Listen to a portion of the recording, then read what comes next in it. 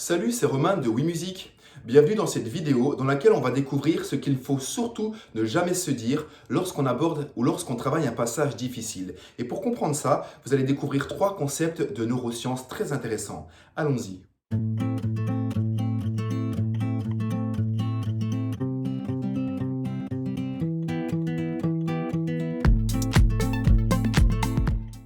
Ça vous est déjà arrivé de travailler un morceau qui représentait une certaine difficulté. Donc vous le travaillez, vous arrivez à maîtriser les passages les plus simples, certains passages résistent, un peu tortueux, donc vous les retravaillez davantage, vous faites des efforts, vous modifiez votre manière de travailler, et puis vous réussissez à finalement un peu mieux les maîtriser. Mais parfois, lorsque vous jouez le morceau dans son intégralité, eh bien, vous réussissez les passages un peu plus simples. Et lorsque vous commencez à approcher du passage compliqué, eh bien, vous commencez à un petit peu vous tendre, à vous crisper. Et puis, finalement, il y a quelque chose qui se passe et vous trébuchez et hop, vous ratez le passage. Et c'est le drame, entre guillemets. Eh bien, peut-être que là, vous avez fait une erreur sans même vous en rendre compte. Peut-être que dans votre tête, vous avez fait quelque chose dont vous n'avez pas eu conscience et qui pourtant a modifié toute la séquence et vous a empêché de réussir le passage en question. Donc on va découvrir pourquoi et comment dans cette vidéo grâce à des concepts passionnants de neurosciences. Mais juste avant ça, je vous propose de vous abonner et puis je vous propose de découvrir le système d'apprentissage neuro-optimisé de la musique. C'est un système qui permet d'apprendre plus efficacement en respectant le mode d'emploi du cerveau. Pour découvrir ce système, eh bien, vous pouvez tout simplement cliquer sur un lien dans la description et vous pourrez télécharger le guide en 3 parties. Alors à présent, abordons les biais cognitifs qui vous empêchent de réussir des passages compliqués. Allons-y.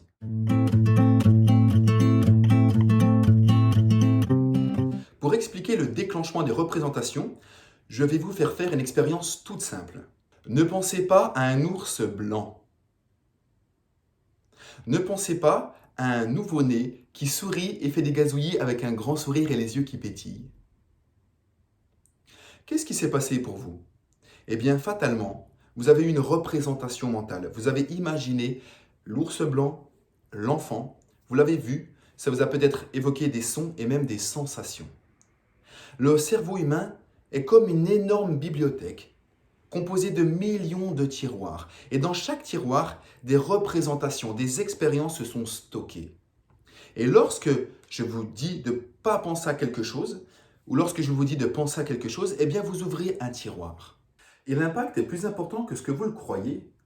Faisons un autre test. Ne soyez pas stressé. Observez quand je vous dis ne soyez pas stressé, quelle image mentale apparaisse ou mini-vidéo dans votre tête, quelle voix mentale apparaisse et quelles sensations dans votre corps. Et maintenant, remarquez ce qui se passe quand je vous dis soyez zen, soyez détendu. Qu'est-ce qui se passe quand je vous dis ça? En général, ce n'est pas les mêmes images mentales qui apparaissent, ce n'est pas les mêmes phrases dans votre tête, ce n'est pas les mêmes sensations dans votre corps. Alors que pour beaucoup de personnes, j'ai dit la même chose entre guillemets. Mais maintenant que vous savez que notre cerveau est une bibliothèque composée de tonnes de tiroirs, eh bien vous comprenez que je n'ai pas ouvert le même tiroir. Et c'est pas aussi anodin que ça parce que en déclenchant une représentation, on déclenche des images mentales, des sons, des sensations et bien d'autres choses qui modifient votre aptitude à jouer correctement. Vous vous dites peut-être, Romain, t'exagères, mais attendez la suite. Maintenant, on va parler de cognition incarnée.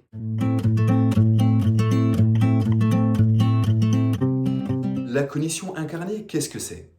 Eh bien, c'est un phénomène hallucinant.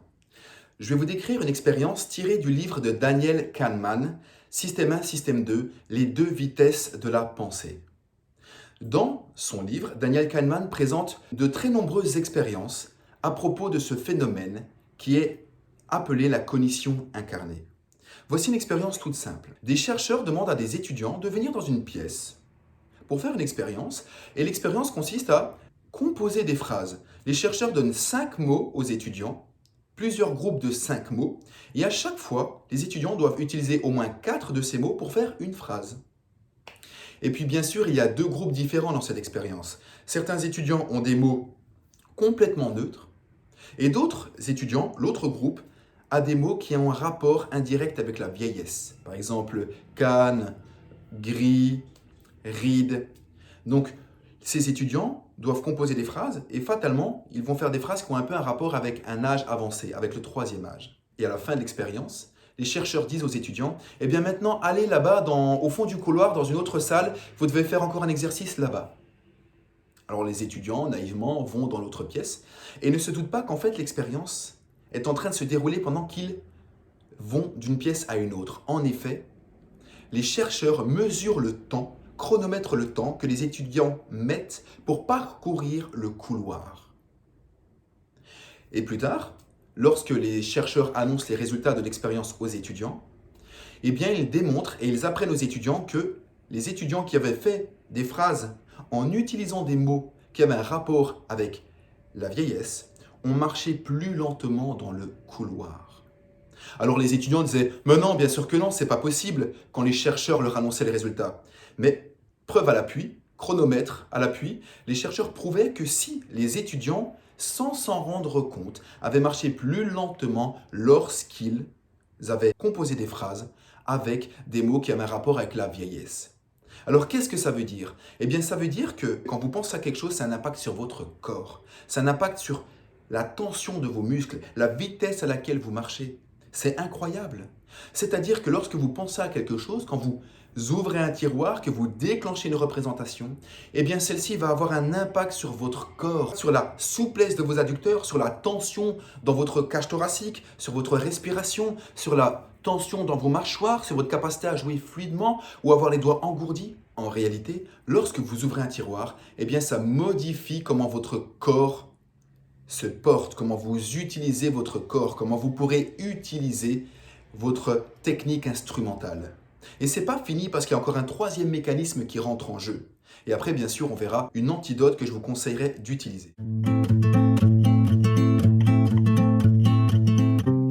Quand je vous montre les deux mots suivants, que se passe-t-il pour vous? Eh bien, votre cerveau, de manière automatique, a très rapidement imaginé qu'il y a eu des fausses notes en concert. Il a créé une cause à effet. Concert, fausse note, donc des fausses notes dans un concert. Mais il ne s'est pas passé que ça. Votre cerveau a activé toutes les représentations qui sont reliées à d'éventuelles fausses notes en concert. Donc des fausses notes en concert, mais aussi des fausses notes à la maison, et aussi peut-être des concerts avec plein de tracks, ou des autres accidents en concert. Donc toutes les associations possibles en rapport avec les concerts, avec les fausses notes, et donc avec les mauvaises expériences en concert, vu que vous avez relié sans le vouloir concert et fausses notes, eh bien toutes ces représentations sont activées. Imaginez un caillou qui tombe dans l'eau. Ça fait différentes ondes, et ces ondes sont de plus en plus périphériques, et de moins en moins hautes lorsqu'elles sont plus éloignées du centre de l'impact. Mais si vous laissez tomber plusieurs fois un caillou au même endroit, vous savez bien que les ondes, les vagues vont devenir de plus en plus grandes. Eh bien imaginez que ces vagues, c'est de la stimulation électrique qui va aller déclencher plus ou moins les réseaux de neurones un peu plus éloignés, dans lesquels vous avez des représentations d'accidents en concert ou de fausses notes quand vous travaillez la musique. Donc dans votre cerveau, lorsque vous déclenchez une représentation, eh bien ça va stimuler toutes les représentations voisines à différents niveaux de périphérie. Et ça va rendre ces représentations plus disponibles. Ça veut dire que ça aura préparé le fait que facilement dans votre tête, un souvenir jaillisse d'une fois justement où vous avez fait des fausses notes, ou d'une fois où vous avez vraiment perdu le contrôle sur scène. Ça va favoriser le fait que, hop, ces pensées émergent dans votre esprit et sortent de nulle part. D'un coup, elles apparaissent dans votre conscience sans que vous ne sachiez pourquoi. Eh bien, elles sont activables plus facilement, elles apparaîtront d'autant plus facilement que justement vous avez vu ces deux mots sur l'écran. Ça veut dire que dès que vous ouvrez un tiroir, non seulement ça agit sur comment votre corps va être habile, contracté, tendu, souple, vif, si vous allez marcher lentement ou rapidement dans un couloir par exemple, mais ça va en plus déclencher toutes les représentations périphériques, tous les scénarios dans vos souvenirs qui sont plus ou moins reliés à cela, de près et de loin, et ça va les rendre disponibles. Ça veut dire que lorsque vous pensez à quelque chose de positif, eh bien ça va déclencher une cascade de choses positives qui sont prêtes à jaillir dans votre esprit. Ça va vous porter dans une bonne direction. En revanche, si vous pensez à quelque chose de négatif, eh bien là, ça va favoriser le fait d'aller dans une direction négative parce que ça va déclencher un petit peu tout ce qui est en lien avec la pensée négative qui a jailli dans votre esprit. Vous comprenez? Alors maintenant, voyons l'antidote que je vous propose d'utiliser.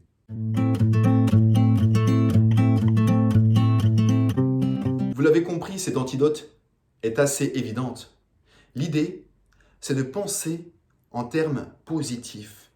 Lorsque vous arrivez sur le passage compliqué, au lieu de vous dire « Ouh là là, attention, ne rate pas la note aiguë » Ouh là là, attention, ne tends pas ta gorge pour un chanteur. Réfléchissez à la phrase positive. Qu'est-ce que vous pourriez vous dire? Eh bien, par exemple, au lieu de ne tends pas ta gorge, l'idée, ça serait de dire garde ta gorge relaxée et zen. N'accélère pas dans les aigus, ça serait reste bien au tempo lorsque tu abordes ces aigus. Vous comprenez l'idée?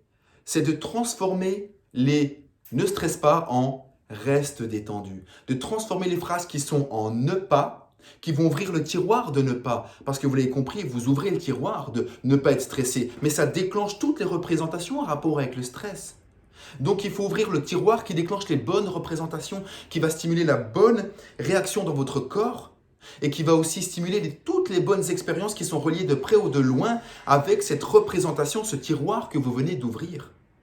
Donc ce que je vous propose de faire, eh bien, c'est de remarquer les passages difficiles que vous essayez de maîtriser et de remarquer les phrases que vous avez tendance à vous dire lorsque vous abordez ces passages.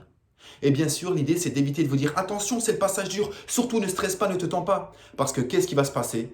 Vous allez avoir une image de vous en train de stresser, d'être tendu, votre corps va se raidir et puis toutes les représentations de souvenirs un peu négatifs où vous avez raté ce passage vont être un peu activées, elles vont être comme un petit peu renforcées et prêtes à jaillir dans votre esprit. C'est incroyable, mais ce que vous vous dites dans votre tête a un impact énorme sur comment vous jouez. À cause des phénomènes de déclenchement représentatif, de cognition incarnée et d'activation associative. Alors maintenant, voilà, vous savez quoi faire dans votre tête pour favoriser la réussite des passages difficiles quand vous les abordez et quand vous les travaillez. Si vous pensez que cette vidéo peut être utile à vos amis musiciens, comme d'habitude, n'hésitez pas à leur partager un. Ils vous en seront sans doute reconnaissants. Et puis, comme je vous l'ai dit tout à l'heure, vous pouvez découvrir le système d'apprentissage neuro-optimisé de la musique pour mieux comprendre le mode d'emploi de votre cerveau et comment justement apprendre plus efficacement, progresser plus vite en prenant plus de plaisir. Et puis, je vous retrouverai dans une prochaine vidéo pour de nouvelles informations qui vous aideront à apprendre plus efficacement et à vous épanouir en musique. Allez, salut!